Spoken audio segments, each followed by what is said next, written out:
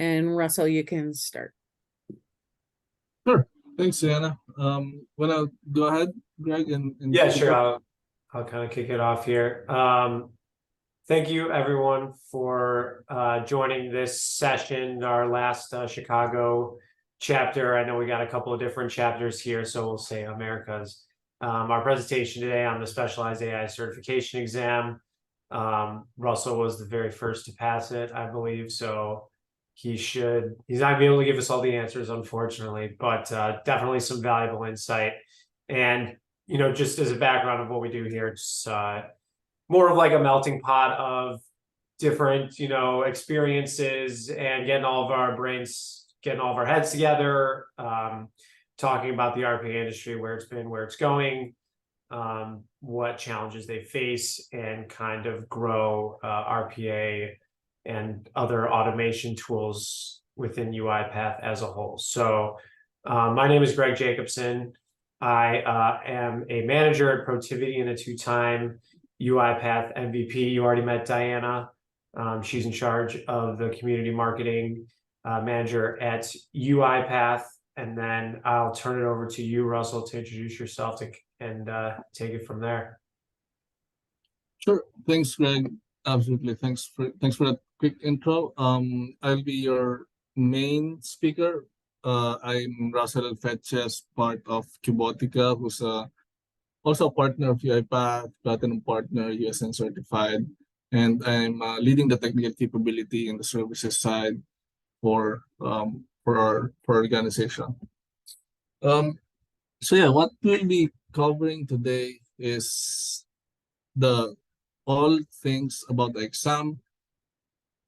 We have a agenda flow that we've created, but of course it's better to get some of your questions answered as well. So we'll have time for interactive discussion by the end. And so this will be what our agenda is. So we did the introduction and what really is a specialized AI and what the exam entails, right? What components or topics that it include, and what are the roles or prerequisites that you need to take the exam, right? Not just conceptual, but also, most importantly, I think based on my experience, would be the practical exercises that you do using these products or components, right? So I mentioned the Q&A, just keep pouring in the chat any questions that you may have at any point in the presentation. And we have a special guest by the end, who just one of my colleague who took the exam just recently, last week. So it's literally just a few days ago. And she passed it. And this is a good venue for her to share her experience and reinforce what I will be discussing for this session. So she'll be there, and I'll be introducing her later. Yeah, so let's get on to the topics, right? So before I go into the specialized AI, what is specialized AI is, how does UiPath embrace AI-powered automation using these different offerings that they have, right? So on the left side, of course, you have the different sources that comes into your automation, like documents, communications, data from applications, your HR systems or whatever processes. So these are what we call context, right? That keeps whatever your goal for automation is, keeps it true to its goal, right? Because you have the context, you have the source. Based on the source, this is my goal. So this is the context on the left side. And of course, on the right side, you have your goal or action, whether it's entering data into the UI, to API, or human in the loop, right? So this is the both both sides of the spectrum. In the middle is what they call AI-powered automation, right? And whether it's a generalized or generic type of model, or what they call also foundational, which has become mainstream recently through OpenAI and other open source large language models and generative AI providers. So this is one part of that capability in AI powered automation. But another more significant part is what they call specialized AI, which even before, like 2, 3, 5 years ago, it has been there embedded within these capabilities, like document understanding, AI center, communications mining, process mining, task mining. These are specialized, by the name itself, specialized or focused sets of capabilities of focusing on specific tasks. Like document understanding is for processing documents, extracting, classifying, um, AI center, special, you have models for text classification, object detection, you name it. And also for communications mining, although technically it's a foundational model because it can do at least 3 types of tasks, like entity recognition, categorization, classification, sentiment analysis. But this is still considered as a specialized AI because it's specialized for um, communications AI, right? Communications mining related to whatever communications channel you have, whether it's uh, email, CRM, or other communication channel services. So the ones that are highlighted here, so these are the main topics or components that will be covered in specialized AI learning plan and specialized AI exam, right? So 2 different things. Specialized AI learning plan, you get the diploma of completion when you complete the learning plan. So that's the first step. And specialized AI professional exam, so that's what we're gonna cover today, would be when you apply your learnings, right, and take the exam in a proctored manner through the Pearson website. So there's a specialized AI exam, so you will get the certification. So that's the difference between learning plan, you get the diploma of completion, certification. When you took the specialized AI certification, you get the certification of achievement that you are able to pass this exam, and not because of just the conceptual aspects of it, but also the practical aspects. So this is what specialized mainly covers, specialized AI. And what specific role is this most fitting for the specialized AI professional? Of course, automation developers who are already taking on advanced projects that requires AI capabilities like DU, like AI Center. These are specialized AI capabilities that involves digitizing documents, extracting from documents, and unstructured communications data. By just this particular description, you would know what the topic or content of the of this learning plan or an exam is. Right?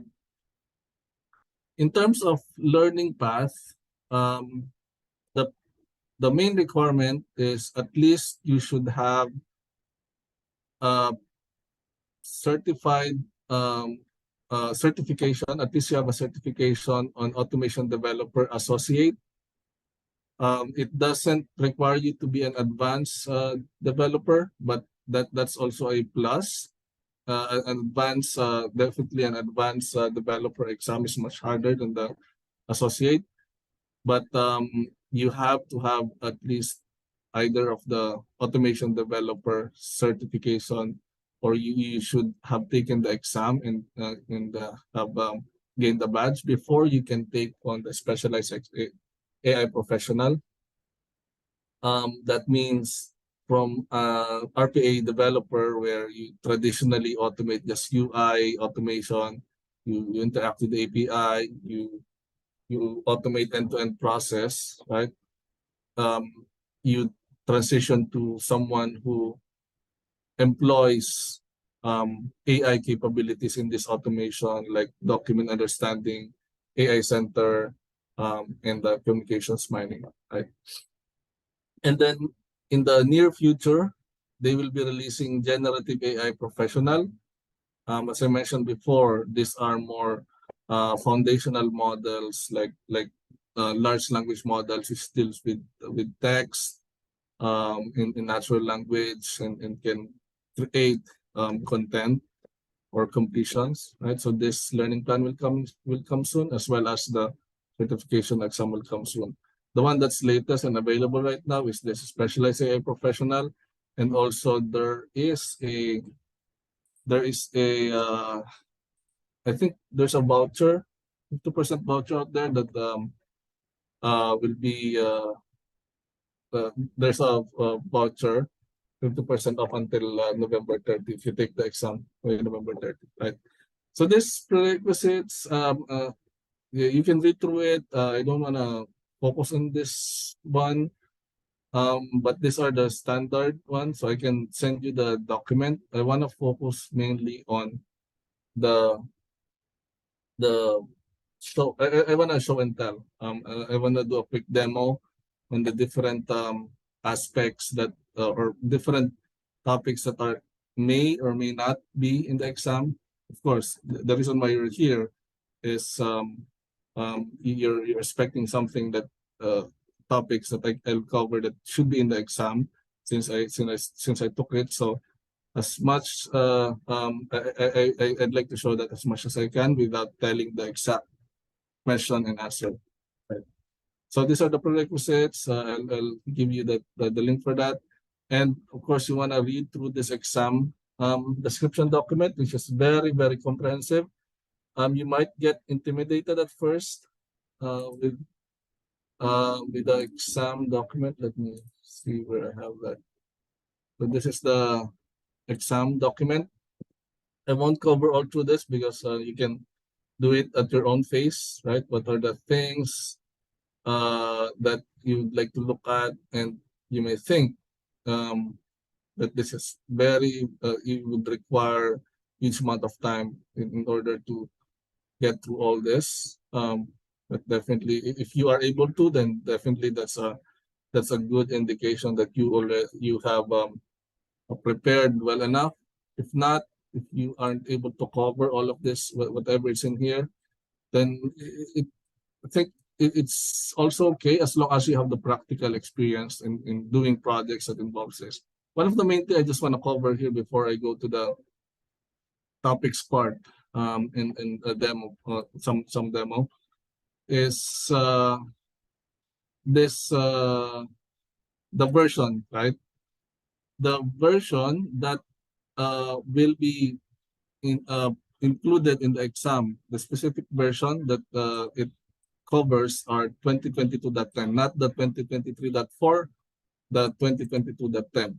So you may think in document understanding, now it has the generative capabilities, which is not in 2022. So you wouldn't expect that in the exam. So focus on the 2022.10 capabilities.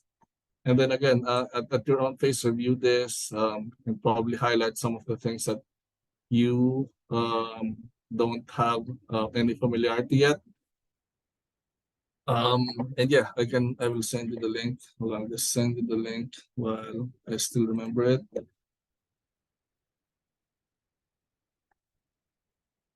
And then let's go through some quick demo. So as mentioned, so mainly for if you read the exam description document, it mainly covers these three things in terms of topics. And of course, you have studio, you have robot, you have assistant, which are your everyday life if you're an RPA developer, if you're a RPA practitioner. But in terms of AI focused topics, it's AI center, document understanding, communications mining.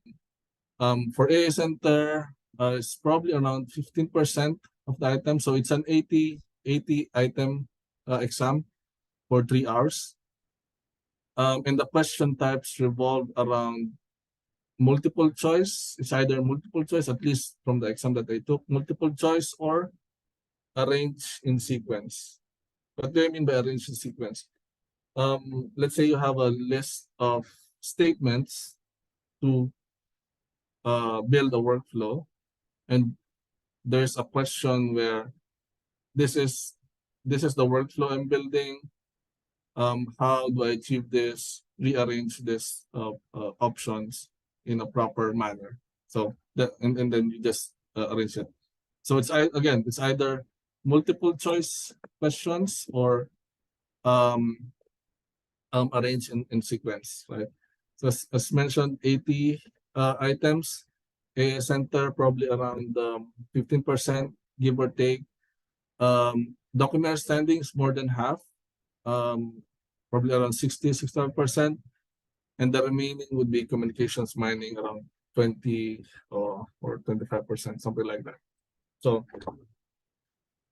yeah, that said, let me go to first document understanding, because this is the most of the exam content or questions.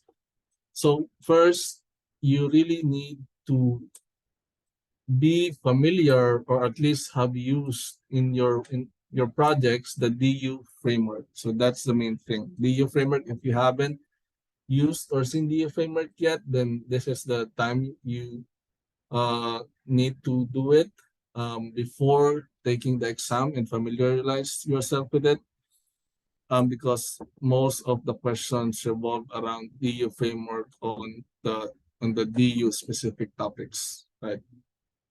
And when I say DU framework, it's the taxonomy loading, right? Loading taxonomy, where taxonomy is basically where you define the different types of document, right?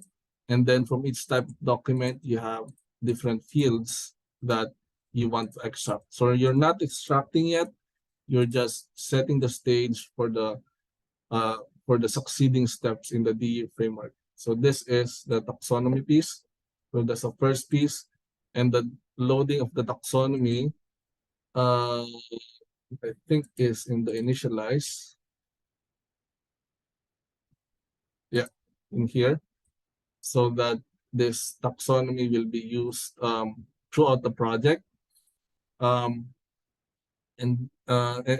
Let's say you have purchase order, invoices, receipt. So this taxonomy variable contains all the different document types and associated fields for each of the document types, right? So that's the first step, creating the taxonomy and loading the taxonomy, and of course reading all config file in your config, similar to RE framework. If you have taken the advanced or associate exam, you should really be familiar and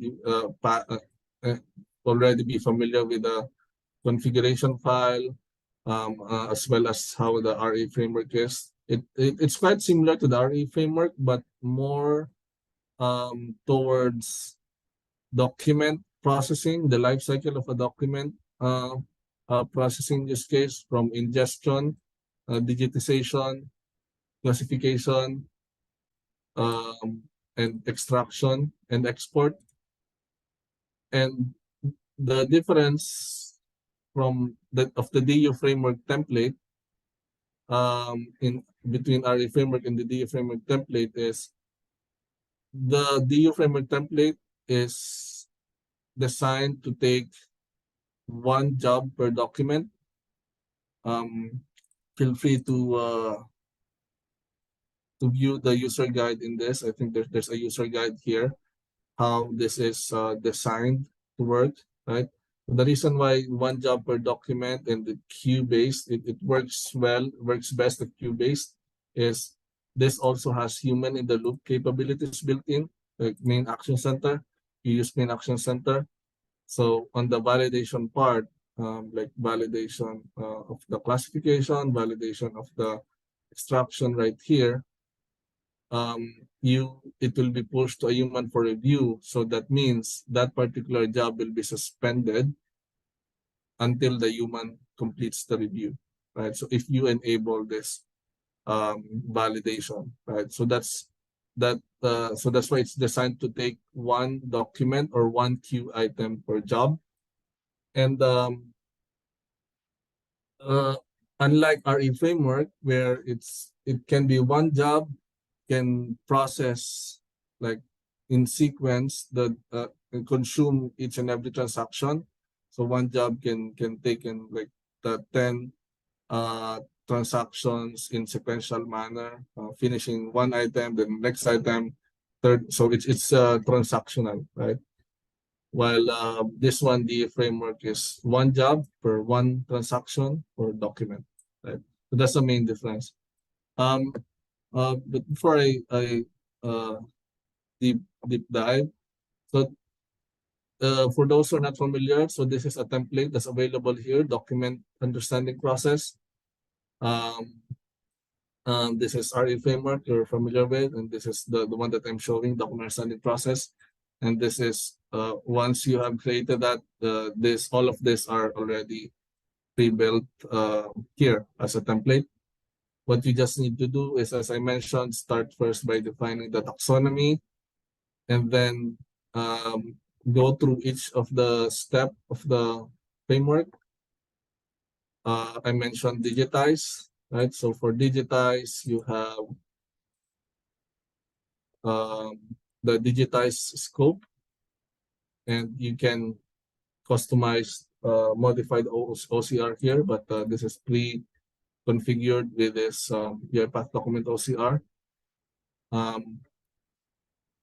And then after the digitize, it goes to classification. Depending on your use case, you may or may not have to use this.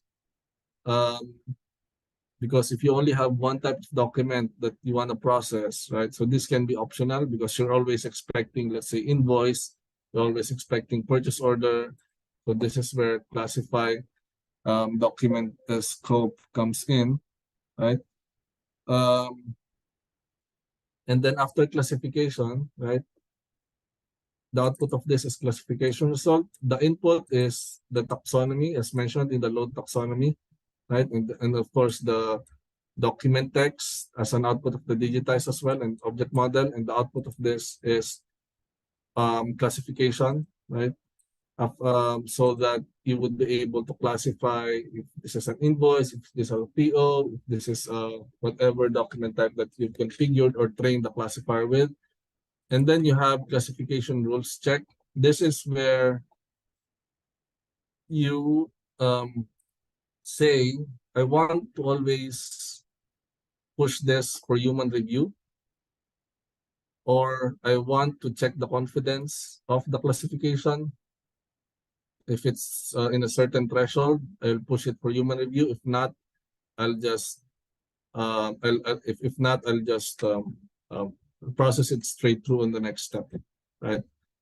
So that's classification part right here, and this is part of the template already. You can define your own custom classification rule. I mentioned probably based on the confidence score of the classification, depending on the classifier type that you're using. So classifier, if you look at in the classifier step, you have this different classifier available: intelligent keyword, machine learning classifier. Mainly there are two things. The other are trainers, which I will cover later. And this is a new one, generative classifier, which won't be included in the exam since this is the 2023 version. So after classifying, you have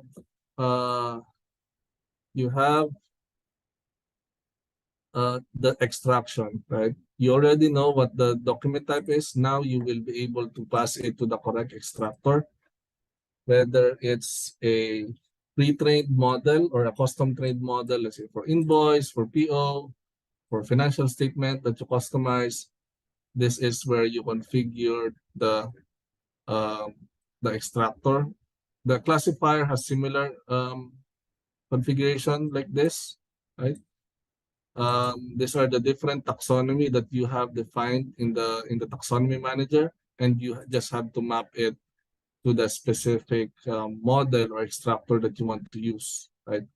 So how the extraction works is, or extractor works is from left to right. As you can see, I can assign multiple extractor here, and it tries first, let's say for payee, I want to use the invoice ML extractor, and I map this to the name output from the ML extractor for invoice. If this falls below, let's say 50%, then it will use this other extractor, which should be PO ML extractor. You can define other extractor here, in here. Let's say you have a fallback extraction. So this is where you can define hybrid extraction, right? You can define multiple extractor here, not necessarily an ML extractor. It can be regex based. It can be a form extractor. So you can define at a field level, and it does it from left to right, and depending on the minimum confidence score. If it's 0, then obviously, even if it's 1% confidence for payee for this extractor, it will use it still. But if you define, let's say, a higher threshold here, 90%, if it's 89%, then it will go to here. And then since it's 0, it will just use whatever the extraction from here is, right? So it's left to right. Okay. So that's extraction. Similarly, for extraction, you have so take a note of this particular what I'm gonna be saying next. The extraction rules check. How does the extraction rules check works is how the classification rules check also works. But the difference in this template is it already has pre-built post-processing rules check that is included in the template. You can either configure to have it always push to Action Center, always validate manually. So this is in the config file, this always valid extraction. If it's set to true, then this will always go to Action Center, or set auto extraction success to false. But if it's set to false, then whatever you have defined as the extraction rules within this different workflow for the different types of document will be catered or will be used, right? So let's say for invoice, I will do this post-processing rule check.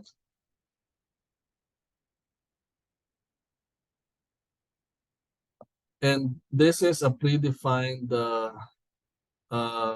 template. I think I just did a bit modification here.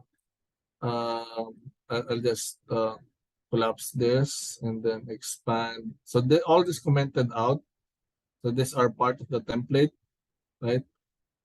Getting each of the field values, getting the table values, and assigning it here, and then checking the mandatory fields. So where are the mandatory fields? So mandatory fields setting are in the config as well. So if you go to the config file,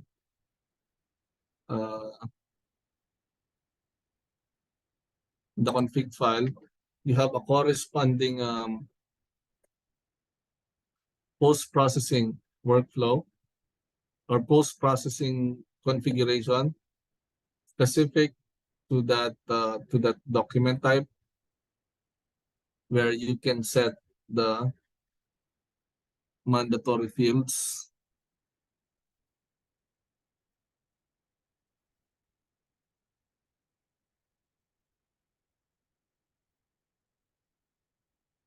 Here, post-processing. So these are the mandatory fields. So you just put in the name here. It should be the same name and case as what's in the taxonomy definition. You can put the mandatory field here. For the regular field, these are the column field, and the confidence score here. Right. So these are what it's looking at in the template right here. Right. So something to note. So here, so it checks this, like it checks the invoice date, and if it's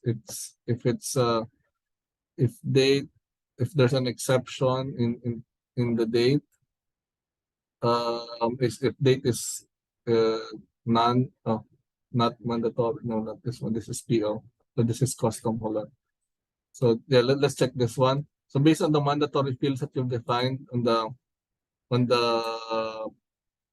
config, right? It will check using link function right here. If it's blank or nothing, right? It will automatically set this flag to false, right? And other thing is checking the numerical fields,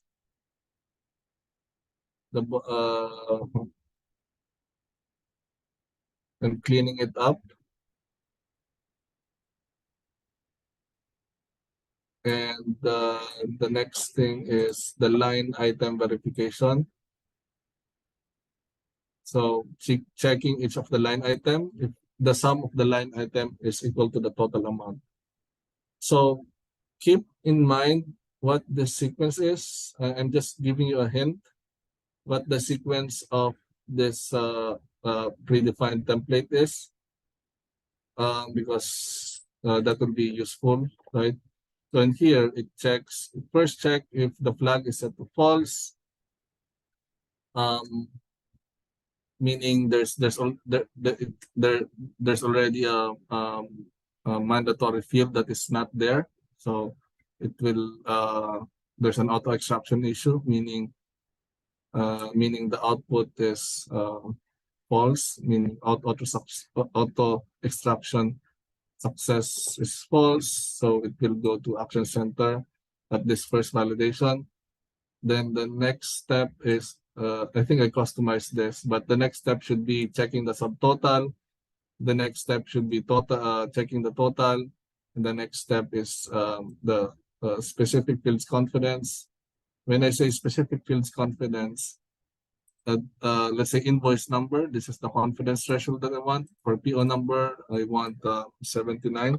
So these are specific fields confidence. And there are also other confidence. So that's the last check that will be made, right? Again, first, if there's a mandatory field issue, then subtotal issue, then total issue, then specific field. So keep this in mind. This sequence right here, right? So that's the extraction rules validation, and this can be customized per document type. Say PO for receipt, you have other validation for, let's say for PO, you don't need the line amounts, you don't need to validate, so you just remove it. But in 2022.10, they also have, I think it's 2022.10, yeah. In taxonomy manager, you could be able to set field level rules within taxonomy manager itself. So you don't have to, let's say, you don't have to use this config. You just go into each field right here. Let's say for invoice, for payee, let's say, I want to make sure that this always has as value, right? So you set the criticality level as must, and add a rule right here. What I add, you just name the rule and then make sure that it's not empty. So that means this is like saying that my payee. This is like saying my payee is a mandatory field. So this line right here is the same as putting it right here at the field level using business rules. How do you make sure that there are no broken rules? I mean, how do you catch this in the workflow? So that's where this one that I have set aside earlier. So instead of doing this validation that I commented out, right? You could do this check and in taxonomy business rules. in the business rules result. You can iterate through that and then get the list of broken rules, and then check if there's a broken rule. You set it false. If there's no broken rule, and then you can also set the validation failure reason from here, because it's not just you can using this approach not just only lets you define which field is mandatory or not, because as you saw, let's say here, I can, if depending on the data type, I can also say, let's say, through a regex validation, or if the, let's say, if the PO number has a certain length or fixed length, if it contains something, if it's let's say you have email address, if it's an email, so these are the available business rules here, right? So you don't have to code it. You don't have to code this rules or conditions. You just need to make sure that it's not violated by iterating all the business rules here. Yeah. For the interest of time, I'll just go over to the after validation, depending on the extraction success or not, we'll go to validation in Action Center or export. For the export, as default, it uses the output path in the project folder with the page boundaries, and then export it in an Excel file, right? So you may want to think about what if you get asked how what if you want to customize this, you want to output it other than Excel, how do you want to customize, what are the sequence of steps that you need to do to customize this? So yeah, what else? Yeah, I think we only have a couple of minutes, so let's just go to the AI Center. Now, AI Center, so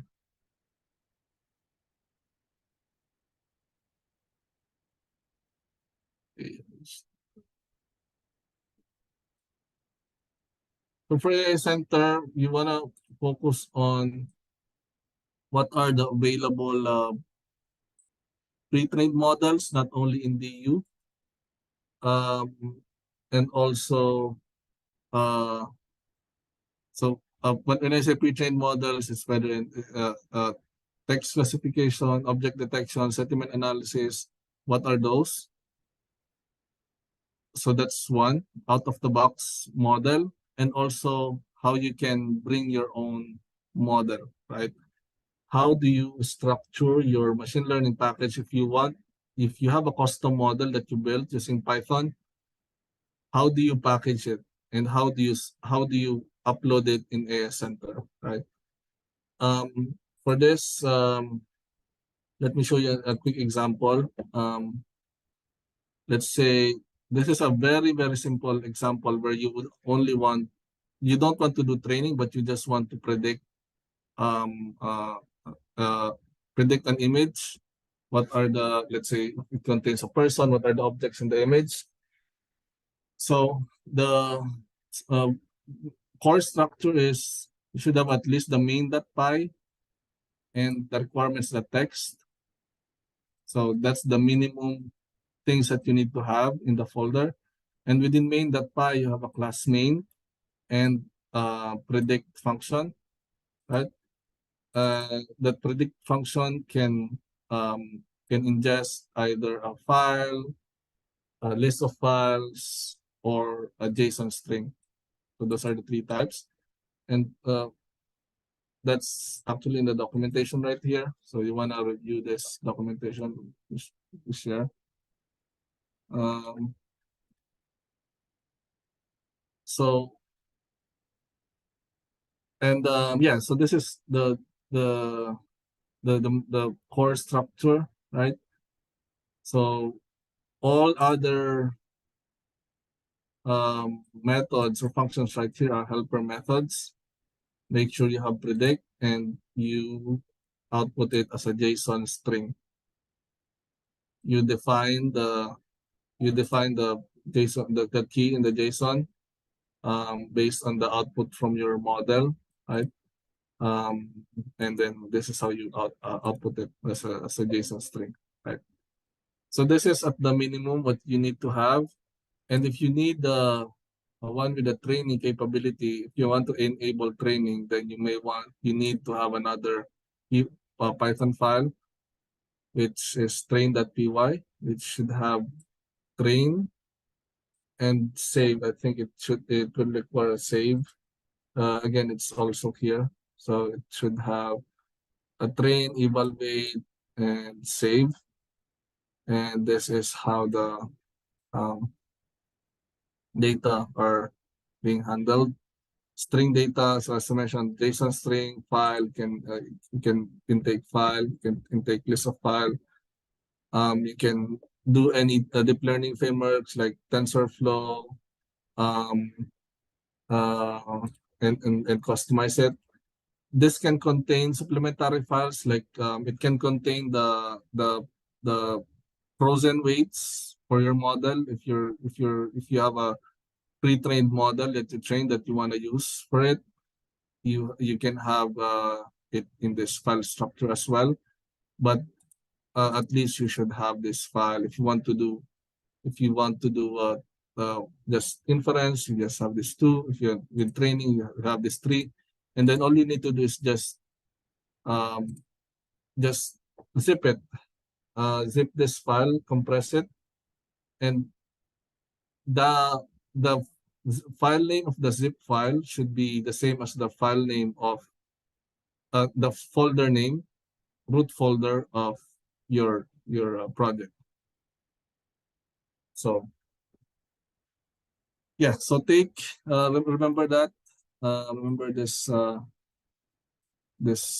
particular topic, and then let's go and AI Center, as I mentioned, about 15%. So I think just focus on this particular parts at least. Yeah. So AI Center, next is communications mining. Communications mining, I want to make sure I have Debbie will have a time to share her experience as well.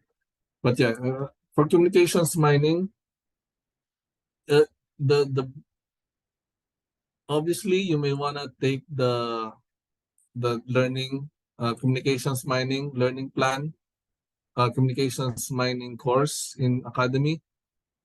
But this is one of the topics, the topic that I had difficulties, especially if you really don't have real world experience in deploying or using communications mining. In my case, we did a pilot and deployed for some of our customers.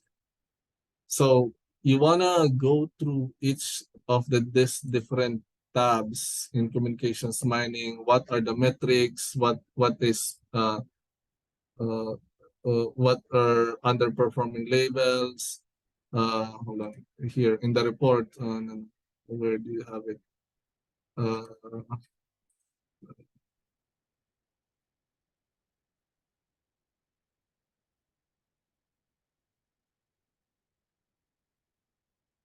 So basically, you want to see what are the different types of metrics. I think you have balance, labels, confidence, and you want to immerse yourself in the actual in an actual communications mining tenant where you first upload a data set, create a new data set, either by uploading a CSV and then adding labels, adding entities. Once you have that, you can go to the dashboard and then initiate the training. And then you can see the metrics, the labels, what are the things that you can improve. If you click one of these recommendations, like underperforming labels, it will forward you to that specific underperforming label that you want to or add label, right? So labels are this, like categories, right? While there's also here like entities that for entity extraction that can also be um, extracted by the model from the unstructured body, right? So you have labels, you have entities, and then you also have sentiment analysis here. So basically, you will want to familiarize yourself with the different nomenclatures. What are labels? What are entities? What can I do in training mode? In training mode, you have a fully guided interface, how you want to train, what are the different recommendations, how many verbatims that you have, the model rating. In Discover, it uses unsupervised learning to search and discover, let's say, new labels and quickly train the model. So it's clustering the different samples, or what they call here comments or inputs, in this case, the email. And then in this case, most of this particular cluster that I'm looking at doesn't have labels, so you might want to add a label here or add a label on this whole cluster, right? You can add a label for each one or for the whole cluster. So that's what the Discover is, and also you can add a entity extraction, right? So for Explore, you can explore the verbatims, edit the taxonomy, and apply the labels and entities. For validation, so yeah, this is where you can see the metrics. This is yeah, I want to highlight this one. These are the different metrics, underperforming labels, what is balance, what is coverage. So you really, I think the the the the conceptual course in academy will help, but it will be greater. You can get more confidence if you really are able to immerse yourself using an actual communications mining tenant, right? So as I said, 25% will be in communications mining. So you may really want to yeah, do this. Or I mean, get yourself a trial at least, or if you have an existing tenant, you want to create a testing tenant, and then just immerse yourself. Yeah, sorry, I really took a bit of time there. I want to really cover all the things that I still remember until this point, at least from the exam, the experience that I have during the exam. But I also want to give some time to one of my colleague, one of the best lead developers that I've worked on in this industry, who's my colleague in Cubotica, Devi Kandasamy. She took the exam last week and then passed and aced the exam, right? For me, I almost failed, that's what I keep saying.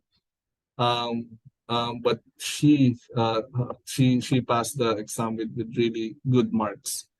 But yeah, I wanna hand this off to Devi. Devi? Yeah, hello everyone. I would like to share my exam experience with you all. So to begin with, let's delve into the examination details. So as mentioned by Russ, like the test comprised of 80 questions with a time limit of 180 minutes. And I was managed to go through all the questions within the first 100 minutes, and after which I revisited the ones I had marked for review. So there is an option where you can mark the questions for review, and you can go through it later once you finish all the questions. So I had approximately 20 to 25 questions marked for review, and that's how I addressed each of the leftover answers and complete the exam.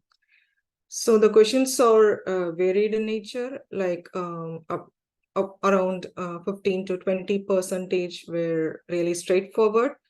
That is, if you know the concept, you can answer the questions directly. like the questions kind of what is supervised learning or what is structured document. So those or direct questions, like if you know the concept, you can choose from the multiple choices.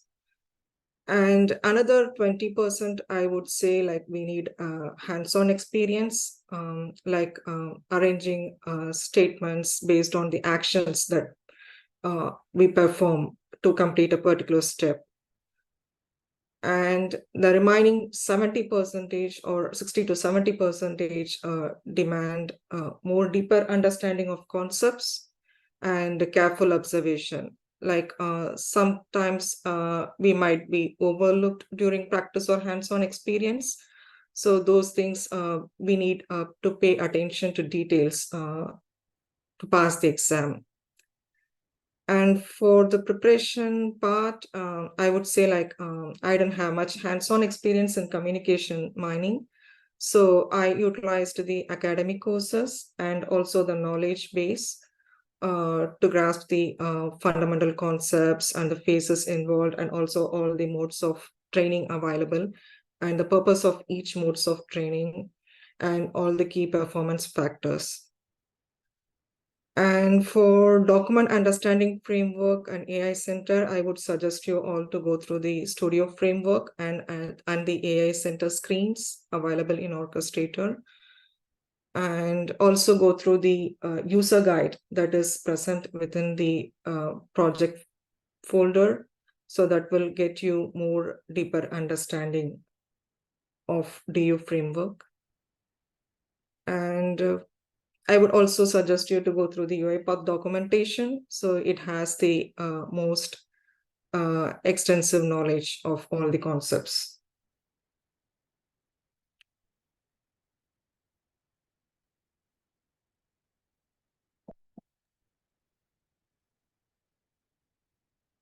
Thanks, Devi. Do you have any other? Awesome, Debbie. Yep. Sorry, I might have missed it, but do you have any suggestions on what they can focus on communications mining, apart from what I mentioned on immersing or creating their own tenant to play with?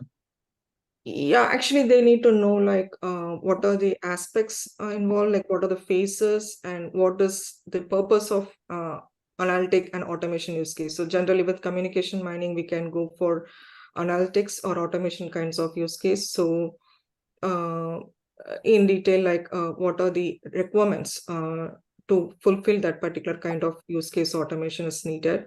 And also if we come to the modes of training available, so to get the key performance factors, so there is a major play by the different modes of training available. So the purpose of those training modes need to be gathered. I mean, it should be understandable. Yep. Thank you so much, Debbie, for sharing. Anyone else have a question? I see that there's lots of questions in the chat, and thanks, Pradeep. I really owe you for answering the questions. But I think I see. I just wanted to confirm the certification earlier this year. Satisfied. So yeah, to answer this question, I really didn't take the new developer or advanced or associate developer exam. So yes, the answer to this would be yes, as long as you have the the any developer, associate developer, advanced developer, that's still applicable to satisfy the prerequisites. So someone who doesn't have exposure to hands-on experience starting to prepare for exam. Mm, I would say you. I think one key aspect is really hands-on. So not only it will give you more confidence, but it really would prepare you to very tricky questions that for someone who just took the conceptual or just read the learning plan, uh, they can answer like 3 out of 10. But for someone who are able to do a hands-on with those particular topics, the questions are less tricky. So that's what I can say. So I think hands-on is really important. So you may wanna,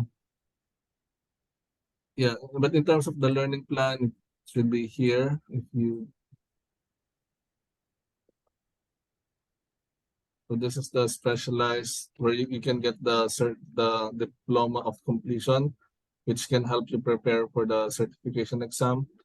But I really urge you to do some practical exercises at least if it's not a full-fledged project, so you can get more confidence. You don't have access to orchestrators there to learn more.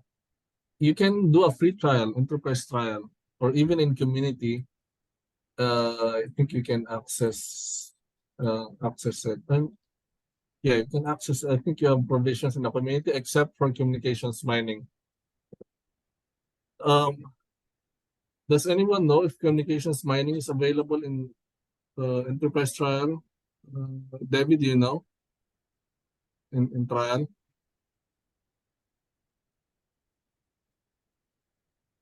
I know they're doing a product release on November 15th, a big announcement. So my guess is they won't release it until then, Russell. Yeah, so yeah, I mean, so yeah, for communications mining, usually it's not in the it's not available in the community version. Right. It could either be in a trial or an enterprise license if you have AI units. So Yeah, even AI Center is not available. oh Mhm. yeah. Yeah, AI Center and Communications Mining both are not available in the community edition. You might have to have a enterprise version. Yeah, that's it. So yeah, you have to have that enterprise version. So try and see if you can have it in trial. Great. If you don't have any question, I hope this session helps, and feel free to add more questions that you may have. You can hit me up on LinkedIn, and or through my email, right? And yeah, so in LinkedIn, I can also post my LinkedIn here. Thank you so Um, much. This is great. Thanks, Debbie, for joining us. Thanks, Greg and Russell. Great. Yeah, Yep. thanks so much, And Russell. Thank you, everyone, for joining. thanks, everyone. Thanks for Thank you so much, guys. Thanks, everyone. Have a good night. All right. Bye. Bye.